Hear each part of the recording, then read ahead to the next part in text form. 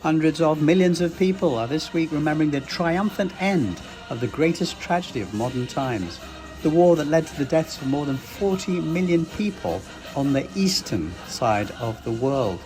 Now, that horrific event will not be forgotten, and the heroes and heroines who ended it are being celebrated.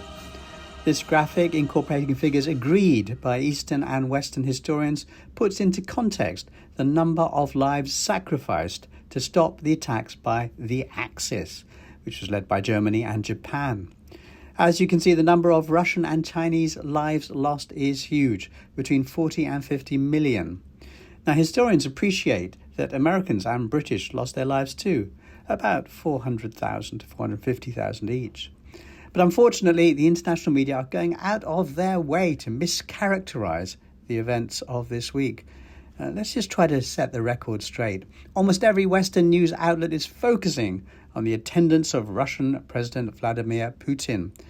That is not fair. The important truth is this: the leaders of almost half the human race have attended gatherings in China this week to jointly look for a future without war, without conflict, without the constant weaponization of sanctions, currency, news media, technology, and so on.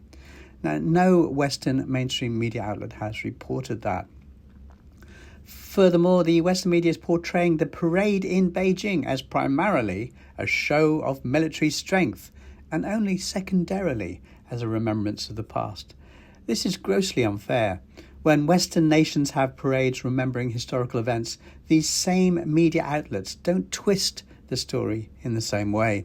It's as if the memories of Asians can be cheaply devalued and ignored, but the memories of Westerners cannot.